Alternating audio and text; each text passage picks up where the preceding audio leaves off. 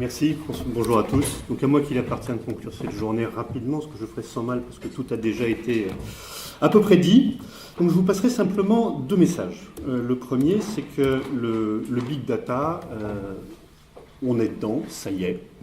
Ce n'est plus du point de vue des utilisateurs que vous représentez, ce n'est guère plus qu'un enjeu de mise en œuvre opérationnelle, mais qui pose un autre enjeu stratégique qui est celui de la sécurité. Comment le big data, on est déjà dedans et comment il transforme déjà la nature même, donc les processus de nos entreprises. Quelques exemples très rapides sans revenir sur tout ce qui a été dit. Comme il est toujours plus élégant, ce genre de choses, de ne pas d'abord parler de soi-même. Un des exemples que j'aime beaucoup parce qu'il est le plus frappant pour montrer à quel point ça transforme les choses et à quel point c'est déjà partout, c'est ce qu'IBM a fait il y a 2 ans déjà chez les Leicester Tigers et au Milan AC. Des clubs sportifs, un vieux vénérable club de rugby anglais, une grosse machine italienne. C'est pas ce qu'on imagine de plus proche de la Silicon Valley, et pourtant. Pour la petite histoire, ça a commencé par le rugby, parce que les grands sorciers de l'information chez IBM sont à Chicago, mais dirigés par un Français qui s'est donné comme croisade personnelle de leur démontrer que le vrai sport c'était le rugby et pas le football américain. Donc ce qu'ils ont fait, ils sont allés voir les dirigeants de ces clubs en leur demandant, et c'est là qu'on rentre dans le big data, l'ensemble de ce qu'ils avaient historiquement depuis toujours sur la santé de leurs joueurs. Donc 3 grands champs de données. Premier, des montagnes d'archives papier qui remontaient sur l'historique du club, sur leurs dossiers médicaux, des ordonnances, tout ce que vous pouvez imaginer. Deuxième série de données, c'est ce qui a accompagné l'industrialisation de cette profession, avec des suivis longitudinaux, ce genre de choses. Et puis la troisième partie, l'innovation. L'innovation, c'est-à-dire qu'ils se sont mis à barder les joueurs de capteurs aux épaules, aux hanches, dans les chaussures, pour mesurer distance parcourue, vitesse, nombre de plaquages mis parce qu'on a les épaules qui partent en avant, nombre de plaquages reçus parce qu'on se disloque un peu, etc. Et à partir de là, pas rentrer trop dans la technique, mettre l'ensemble de ces informations dans ce qu'on appellera le bousin, pour réussir à en ressortir quelque chose qui redevient de la magie, qui est non plus la probabilité qu'un joueur se blesse, mais la probabilité de réalisation de ce risque quasiment en temps réel, c'est-à-dire après un match, une séance d'entraînement, etc. Non plus qu'un joueur, parce qu'on connaît sa condition médicale, le nombre de matchs qu'il a fait, etc., risque de se claquer. Mais comment, quasiment à chaque moment, on sait qu'il va être à 30%, 50%, 60% de risque de se claquer. Et donc, quand il est prudent de le retirer, de le laisser un peu au repos, de changer son programme d'entraînement, etc. Au bout de, je parle sous votre contrôle, mais je crois de la première année de cette expérimentation, dans les 2 sports, ils ont réussi à diminuer par 2 le taux d'indisponibilité des joueurs pour raison médicale. Pour un club sportif, son investissement et la clé de son résultat, c'est ses joueurs. Arriver à multiplier par 2 le rendement de cet investissement, on peut commencer à parler de bouleversement des conditions économiques de ce métier. Ensuite, je disais que ça change même la nature même du métier. La tarte à la crème, quand on parle de l'information, c'est toujours se référer au secteur de la finance, qui en est, c'est vrai, le plus gros consommateur. Sauf qu'un changement qu'il y a eu ces dernières années, par tout ce que nous mettons en place, c'est que la nature de cette information a totalement changé. Depuis les tulipes de Hollande et la victoire d'Austerlitz, la clé de la réussite en finance, c'était savoir avant et mieux. C'est plus du tout le cas aujourd'hui. Contrairement à ce que nous racontent nos gestionnaires de PEA, l'enjeu n'est plus du tout là. L'enjeu, ça va être d'utiliser la massification de la capacité à produire et à traiter de l'information pour placer un ordre avant les autres. Et on va les placer en volume suffisamment nombreux pour que ça réussisse à infléchir les évolutions des cours, des indices que l'on veut dans le sens où on le souhaite. C'est ce qu'on appelle le trading à haute fréquence. L'ensemble des institutions financières le font aujourd'hui directement et indirectement, et c'est 90% des transactions sur toutes les places boursières aujourd'hui. Et l'enjeu là, donc, n'est plus de savoir plus finement quelles sont les perspectives économiques d'IBM, de Cisco, d'Atos. Non, c'est de réussir à gagner une dizaine de microsecondes sur les 100 microsecondes qu'il faut aujourd'hui pour placer et faire enregistrer ces offres. Un autre exemple, vous l'avez déjà dit, c'est le trafic aérien. Aujourd'hui, un Boeing 777 ou un Airbus, c'est 30 téras de données sur un vol transatlantique. Je ne parle pas des films et des jeux, je parle des données de vol qui sont transmises d'une part à la compagnie aérienne, d'autre part au contrôle de trafic aérien, par ailleurs aux constructeurs, et qui sont là pour être exploités en temps réel pour optimiser. Donc les métiers changent en eux-mêmes.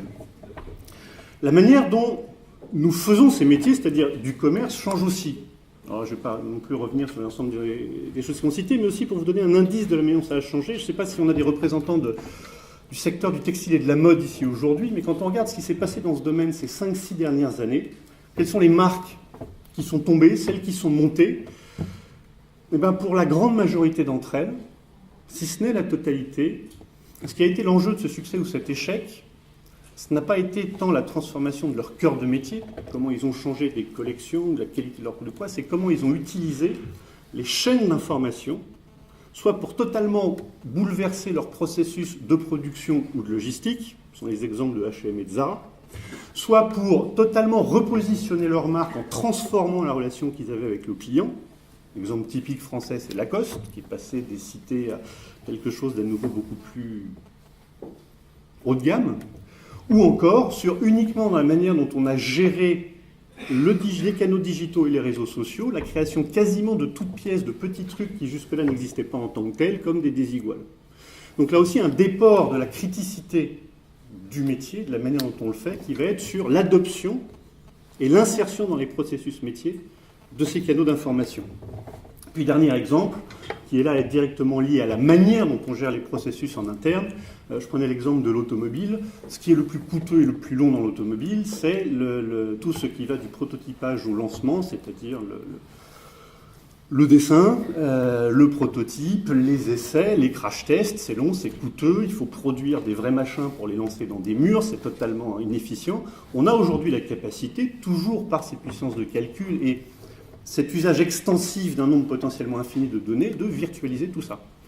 Aujourd'hui, de vous faire un prototype entièrement virtuel, qui ne sera jamais construit si ce n'est pour les besoins d'un salon de l'auto, de la future Audi A je ne sais quoi.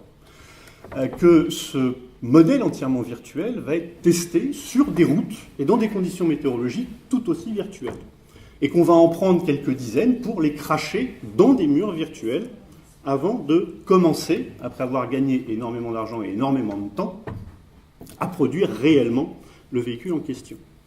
Et là aussi, pour vous donner les enjeux qu'il y a derrière, il ne s'agit pas simplement d'arriver en disant « Regardez, on a de nouveaux jouets fabuleux pour vos ingénieurs ». Les enjeux financiers sont absolument colossaux derrière, en interne et en concurrentiel sur la rapidité de mise à disposition des produits, mais dans les enjeux aussi, dans la relation que nous, le monde de la techno, avons avec nos clients. Parce que c'est une chose de dire on sait entièrement reproduire dans une sorte de jeu vidéo un crash test. Sauf que si on n'arrive pas à maîtriser la complexité du réel jusqu'à en avoir la reproduction tout à fait exacte de cette réalité, on peut finir par tuer des gens. On peut finir par produire un véhicule qui sera déficient d'une certaine manière et c'est certainement pas quelque chose dont Audi, Renault, BMW ont envie. Mais dès lors qu'on arrive ici, c'est l'ensemble des processus de la R&D à l'industrialisation de l'industrie automobile qui sont totalement bouleversés.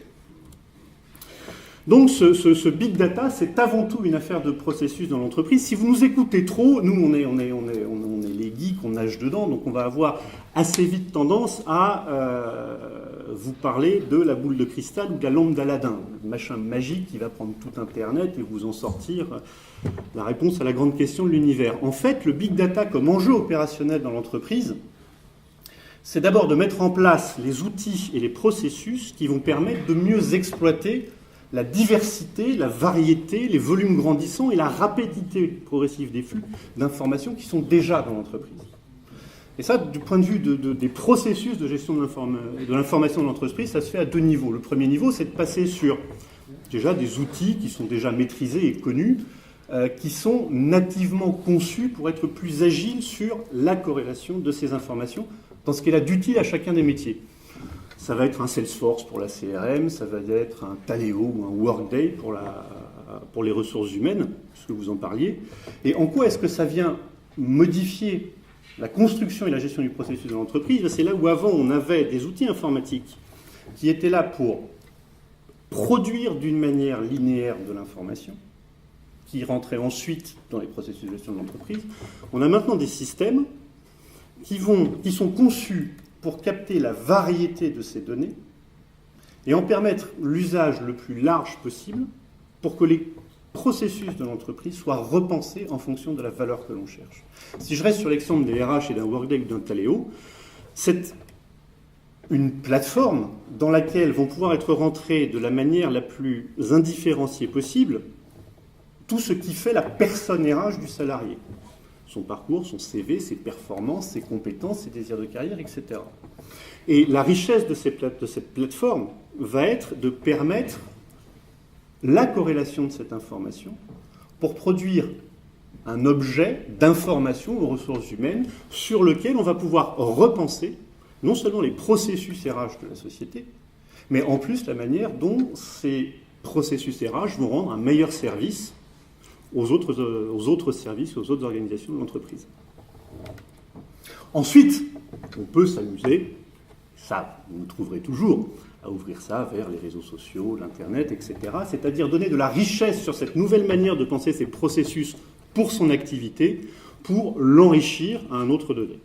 Typiquement, comment on va, nous tous, là, prendre quelque chose comme le Salesforce ou le Taleo qui est dans l'entreprise et trouver les moyens ingénieux de croiser ces informations avec d'autres, en interne, en externe, et arriver à des choses comme, quelque chose, je m'excuse, que nous avons fait récemment pour Schneider, mais qui est d'utiliser ces outils-là et de rajouter notre intelligence par-dessus pour l'adapter à des cas qui restent avant tout des cas d'utilisation. Là, typiquement, c'était leur service client, pour arriver à ce que cette information soit directement disponible et de telle sorte que le processus de suivi des incidents clients et la manière de les réaliser est simplement avec de l'expertise métier, du bon sens et un peu de techno derrière, est amélioré de ratio auquel on est arrivé, 30% d'amélioration de résolution des cas et des cas traités globalement 30% plus vite.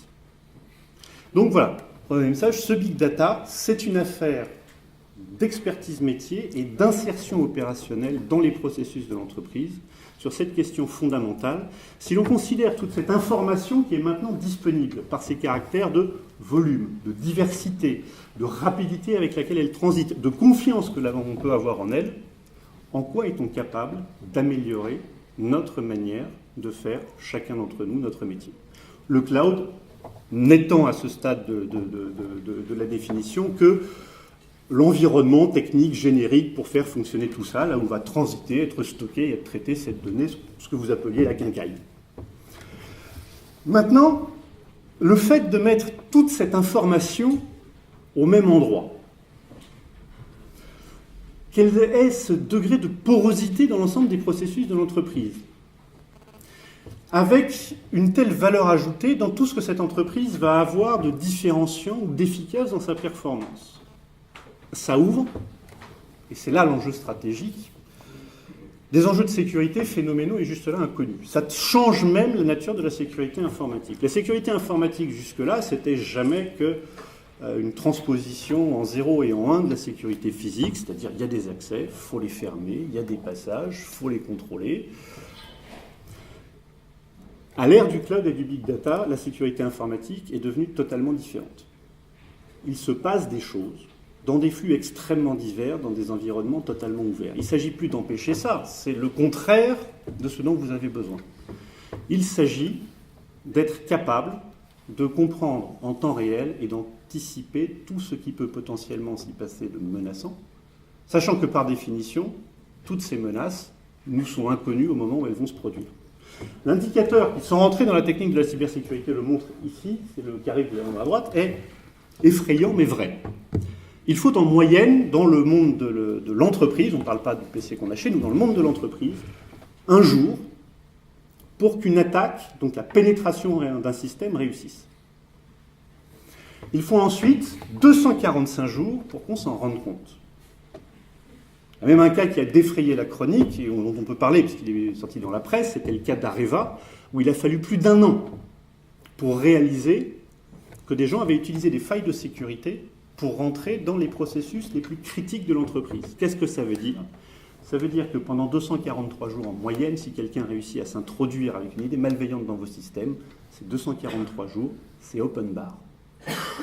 c'est open bar. Il va chercher l'information qu'il voudra, à des fins de malveillance, à des fins d'espionnage industriel sur votre R&D, à des fins de pratiques commerciales délictueuses s'il s'agit de choper vos vrais prix, vos vraies offres, etc. Beaucoup d'entreprises ne peuvent pas survivre à ça. Donc l'enjeu de la sécurité informatique aujourd'hui, et là encore, je le prends sous cet aspect-là plutôt que sous l'aspect technique, parce que c'est là que ça vient taper cette question des processus, c'est comment repense-t-on non seulement toute cette information dont on a besoin, mais la manière dont il va falloir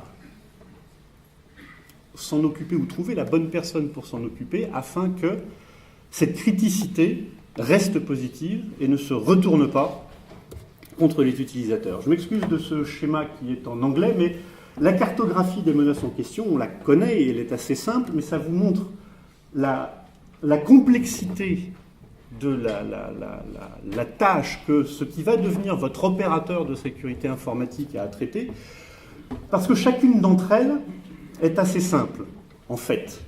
Mais c'est leur combinaison qui est effrayante. Vous avez les menaces avancées, c'est-à-dire la technicité croissante des hackers et des moyens qu'ils sont capables de trouver dans des systèmes de plus en plus ouverts et différents pour furtivement rentrer, se dissimuler le plus longtemps possible et vous pomper. Vous avez la fraude. Alors la fraude, c'est, là encore, la finance et l'assurance qui sont en train de développer parmi les moteurs d'intelligence les plus stupéfiants qui soient, pour anticiper toute la manière dont la fraude aux produits financiers, ce genre de choses, va être capable, elle aussi, de mener cette course à l'innovation. Mais il y a des choses beaucoup plus simples. C'est quelque chose dont on parlait aussi dans les médias aujourd'hui, c'est le nombre d'entreprises françaises qui se sont fait escroquer par des gens qui les appelaient en disant ma facture n'a pas payé, etc. Ça, c'est ce qu'on appelle en langage de sécurité informatique l'attaque en force brute. L'attaque en force brute, c'est on y va et puis on essaye jusqu'à ce que ça rentre. Typiquement, c'est on repère votre login et puis on va essayer tous les passwords possibles jusqu'à trouver le bon. Et bien là, c'est la même chose que c'est transposé au process de l'entreprise. On va utiliser les failles qu'il y a non pas dans la technologie de la sécurité informatique, mais dans la manière de la piloter dans l'entreprise, jusqu'à trouver le maillon faible dans le processus et la personne qui va exécuter ce processus pour qu'il y ait un petit décalage entre les outils et les processus jusqu'à faire gober que la demande de paiement qu'on fait par téléphone est légitime et qu'elle doit être opérée dans les plus brefs délais. Et effectivement, ça fonctionne. Et ça fonctionne de plus en plus au fur et à mesure que les systèmes deviennent de plus en plus sophistiqués et que leurs opérateurs sont de plus en plus décalés. Le mobile, qui est maintenant la voie d'entrée royale du piratage, le cauchemar de sécurité informatique et de direction informatique aujourd'hui, c'est Android, c'est le truc le plus perméable qui soit. Le cloud, parce qu'il offre cette concentration, non seulement de la disponibilité de l'information, mais aussi des accès. Les identités, parce qu'elles utilisent tous ces canaux. L'analyse qui est faite de cette information et comment elle-même peut mettre l'entreprise à risque. Alors là, on est sur, très important, l'autre volant de la cybersécurité, qui est non plus l'exposition à une menace externe ou une menace interne de malveillance, mais qui est la création par l'entreprise d'une nouvelle forme d'exposition qui est elle-même la manière dont elle va compromettre la sécurité de ses clients et de ses utilisateurs. Pourquoi ? Parce qu'elle utilisera toute la magie du big data pour s'imaginer leur faciliter la vie. Un exemple typique, vous allez avoir un service de R&D ou un service marketing qui va penser que ça faciliterait tellement la vie des gens que de croiser tel type d'informations qu'on a dans la base des clients existants avec tel type d'informations que notre nouvelle plateforme de services, alors d'informatique, d'assurance, de finance, pourrait leur produire. Sauf qu'en faisant ça, vous enfreignez quelques lois, vous créez une information qui va elle-même constituer une menace pour vos clients si quelqu'un la récupère, de choper leur compte bancaire, etc. Et donc vous mettez l'entreprise à risque de par les nouvelles opportunités que vous offre cette information. Là encore, c'est une question de processus parce que la bonne foi de l'ingénieur de R&D qui aura été à l'origine de cette brillante idée, elle sera toujours complète et intègre. Aujourd'hui, un énorme trou dans la sécurité des entreprises est cette capacité à maîtriser les risques que l'on crée pour ses clients par, paradoxalement, cette meilleure exploitation de l'information. Donc cette sécurité, ça devient un enjeu de confiance qui est partagé entre les métiers, les processus et les prestataires techniques que nous sommes une nouvelle fois sur quelques questions fondamentales. Pouvez-vous avoir confiance dans vos données? Pouvez-vous avoir confiance dans les systèmes qui les traitent? Pouvez-vous apporter les preuves de confiance aux utilisateurs dont vous utilisez les informations et à qui vous allez vendre de l'information d'une manière ou d'une autre? Et enfin, comment vous protégez l'ensemble de l'information que vous avez sur vous et sur les tiers? Deux exemples très pratiques dans la manière dont ça s'incarne aujourd'hui. Orange, Target. Donc Orange se sont fait les malheureux taper 2 fois dans non, c'est encore les 12 derniers mois. Ça pose 2 problèmes à Orange. Enfin, je passe sur le premier problème, qui c'est oui, ils se sont fait taper leur sécurité, donc il y a un risque de réputation, etc., etc. Il y a autre chose qui est que l'information qu'on a tapée chez Orange, elle est a priori pas si importante que ça. Cette information, c'était les identifiants de quelques vieux serveurs mail Wanadu et les mots de passe associés. Mais là où ça expose Orange, d'une manière qui est encore très mal maîtrisée aujourd'hui, c'est combien de ces personnes utilisent le même login, c'est-à-dire mon mail générique, et le même mot de passe pour leur compte Amazon, dans lequel ils ont rentré, parce que c'est plus facile à faire en un clic, leurs informations de paiement. Quelle est la responsabilité d'Orange pour le mésusage des informations sur un autre site, pour un autre service, alors qu'on l'aura pris chez elle? Jusqu'ici, c'était le Far West. À partir de la fin de cette année, et surtout à partir de 2016, parce que la Commission européenne s'en mêle, ça va devenir extrêmement contraignant. C'est-à-dire que dès la fin de cette année, quelques opérateurs qu'on dit stratégiques, comme les opérateurs télécoms, les énergéticiens, etc., les banques, les assurances, vont être soumis à des obligations d'une complexité et d'un coût qu'elles peuvent en mourir. Typiquement, reprenons le cas d'Orange, la réglementation qui s'appliquera à partir de l'année prochaine, qui sera encore renforcée, les obligera à quelque chose comme, en moins de 24 ou 48 heures selon les cas, se rendre compte qu'ils se sont fait avoir, et on a vu que ce n'était pas aussi évident que ça, isoler le problème, avoir un diagnostic avancé sur la réparation qu'ils vont y mettre en place, l'information individuelle de chacun de leurs clients qui se sont fait avoir, avec là aussi des obligations légales comme des envois de recommandés, etc., etc. Et tout un tas d'autres choses sur les formes de compensation pour ces 10 clients. Enfin bref, alors ça c'est pas nous, c'est quelques compagnies d'assurance qui se sont amusées à chiffrer.